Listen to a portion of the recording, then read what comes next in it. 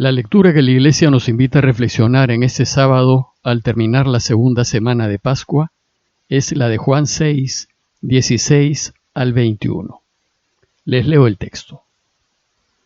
Al oscurecer, los discípulos de Jesús bajaron al lago, embarcaron y empezaron a atravesar hacia Cafarnaúm. Era ya noche cerrada y todavía Jesús no los había alcanzado. Soplaba un viento fuerte y el lago se iba encrespando. Habían remado unos 5 o 6 kilómetros cuando vieron a Jesús que se acercaba a la barca, caminando sobre el lago, y se asustaron. Pero él les dijo: «Soy yo, no teman». Querían recogerlo a bordo, pero la barca tocó tierra enseguida en el sitio a donde iba. Con la multiplicación de los panes iniciamos las enseñanzas acerca de la Eucaristía. Y estas enseñanzas se encuentran en el capítulo 6 de Juan y son consecuencia de la multiplicación del pan.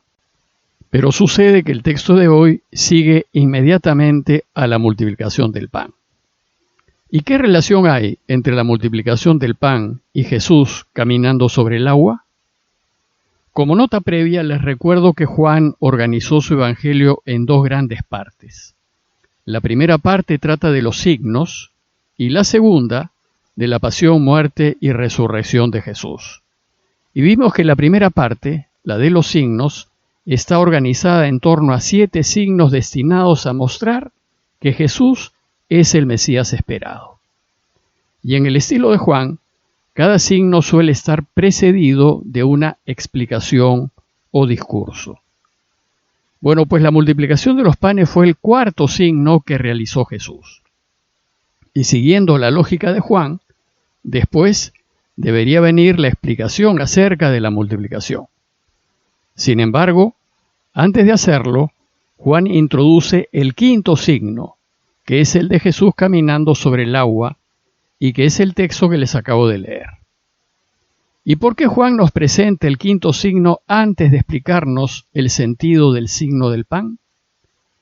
Una posible respuesta es que Juan desea introducir a la Iglesia en su explicación, pues es en la Iglesia en donde se realiza la Eucaristía, y sin Iglesia no hay Eucaristía. De hecho, el centro de la Iglesia es la Eucaristía, y nos reunimos en especial en domingo para compartir como Iglesia la Cena del Señor. Para entender pues esta enseñanza, veamos el texto más en detalle. El contexto es la multiplicación de los panes. Recordemos que después de la multiplicación, la gente se quedó tan admirada del signo que había hecho Jesús, que decía: «Este sí que es el profeta que tenía que venir al mundo». La gente se admira de comer abundante y gratuitamente. Y esto claramente es un signo de que Jesús es el Mesías. Pues ya Isaías, en 25:6, anunciaba que cuando venga el Mesías, dice: «El Señor preparará a todos los pueblos en este monte un banquete de manjares exquisitos, un banquete de buenos vinos, sabrosos alimentos y vinos deliciosos». Y en 55:1, Isaías dice: «Y los que no tienen plata vengan, compren y coman sin plata y sin pagar vino y leche». El pueblo pues creía que cuando esto suceda es señal de que el Mesías ya está entre nosotros. Y Jesús les acaba de dar de comer y gratis. Por eso, la reacción inmediata de la gente fue hacerlo rey. Él es el Mesías rey y Él les dará abundante alimento sin tener que pagar. Juan concluyó su relato diciéndonos que Jesús, sabiendo que iban a llevárselo para proclamarlo rey, se retiró otra vez a la montaña él solo. Si bien Jesús es el Mesías, Él no es el Mesías que la gente se había imaginado. Él no es un Mesías como lo quiere el mundo y se resiste a que lo hagan rey. Bueno, pues el texto de hoy empieza diciéndonos que luego de que Jesús se fue a la montaña y cuando ya se hizo tarde, al oscurecer, dice el texto que los discípulos de Jesús bajaron al lago, se embarcaron y empezaron a atravesar hacia Cafarnaúm. En los evangelios, siempre, la barca de Pedro simboliza a la iglesia. Y acá todos se encuentran en la barca de Pedro y se internan en el lago. La iglesia pues se encuentra reunida dirigiéndose hacia Cafarnaúm. Es de notar que Jesús no está con ellos. Él se ha quedado solo en la montaña y ellos embarcaron sin Jesús. El lago, a veces se le llama también Mar de Tiberíades, tiene a su vez un importante simbolismo. En esos tiempos partir a navegar era siempre muy riesgoso, pues el mar se podía levantar en cualquier momento y hundir a las frágiles embarcaciones de entonces. Y en consecuencia, en la antigüedad, y por los peligros que traía, el mar siempre representó a los poderes del mal. Y en los evangelios, el mar representa al mundo. La iglesia tiene que ir al mundo, tiene que embarcarse y navegar en el mundo, pero sabiendo que hacerlo es peligroso, pues el mundo se puede levantar contra la barca de la iglesia y tratar de hundirla, y lo podrá lograr en la medida en que la iglesia esté sin Jesús. Y esto es precisamente lo que nos describe el relato. La barca de Pedro se ha adentrado en el mar, se ha metido al mundo, pero esta vez sin Jesús. El texto nos dice que era ya noche cerrada, soplaba un viento fuerte y el lago se iba encrespando. El texto describe claramente las dificultades que encuentra la iglesia cuando desafía al mundo y se mete en sus aguas. La noche cerrada representa al mal, pues el mal siempre actúa en la oscuridad, por lo bajo, en lo oculto, escondido. Todo lo contrario al bien, que actúa a la luz, abiertamente y con transparencia. El texto pues nos dice que el mal se ensaña contra la iglesia. Al mundo no le gusta que la iglesia le cuestione su corrupción, su mentira, su injusticia, y se levantará contra la iglesia. Y a modo de fuertes olas embatirá contra la barca de Pedro, con calumnias, desprestigios, mentiras y persecuciones. El mundo se ensañará contra la iglesia con toda clase de males, para que ésta solo se dedique a hacer obras de caridad paternalistas, obras que se vean bien, pero que no le cuestionen su proceder. El mundo apoyará toda obra paternalista porque lo deja bien, y lo hará siempre que la obra no denuncie las cosas que hace mal.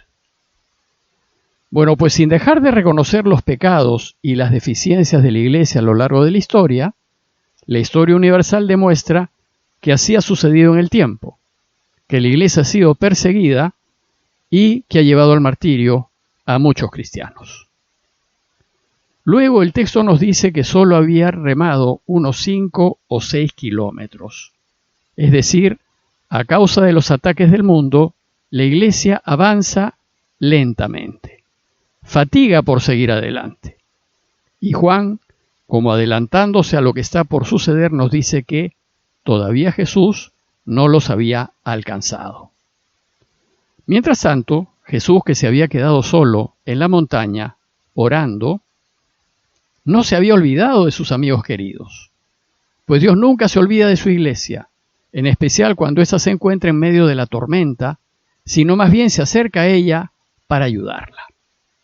Por eso, en medio de la noche cerrada, en donde la visión era casi nula, dice el texto que vieron a Jesús que se acercó a la barca, caminando sobre el lago. El caminar sobre el agua describe el poder de Dios sobre la naturaleza, sobre todo. Dios va a caminar sobre el mar encrespado porque está por encima de todo mal, y porque el mal nunca vence al bien. Pero nos dice el texto que ellos se asustaron, y es natural, pues el poder de Dios sobrecoge a la humanidad, pero su poder no es para destruir, sino para construir. Y lo que es de Dios nunca debe dar temor, sino más bien paz. Lo de Dios siempre quita todo temor. Por eso nos dice el texto que Él les dijo: soy yo, no teman. Soy yo es el nombre de Dios, el nombre que Dios le revela a Moisés. Él es el que es. En otros idiomas el verbo ser significa también estar y existir, pues Dios es. Dios pues busca a su iglesia para consolarla en medio de las dificultades y llenarla de paz. El texto termina diciéndonos que sus discípulos querían recogerlo a bordo, pero la barca tocó tierra enseguida en el sitio a donde iban. Basta la cercanía de Jesús para que la iglesia supere toda dificultad y llegue a buen puerto. Por eso no debemos soltarnos nunca de su mano. Y entonces ya con su iglesia, en el texto que sigue, Jesús iniciará su enseñanza acerca de la Eucaristía. A manera de conclusión, los invito a reflexionar en nuestra participación en la iglesia y preguntarnos, ¿me siento miembro de la barca de Pedro o soy de los que me quedo en la orilla mientras que la iglesia se dispone a hacer frente a las olas del mundo? ¿Doy testimonio del bautismo recibido, viviendo el camino de Jesús y oponiéndome a toda clase de mal y de abuso, aunque hacerlo no me convenga? Pidámosle a Dios que nos dé valor para hacer frente a las olas y a la oposición del mundo, sabiendo que Él siempre está con nosotros y que en la medida en que nos pongamos de su lado, Él siempre nos ayudará. Parroquia de Fátima, Miraflores, Lima.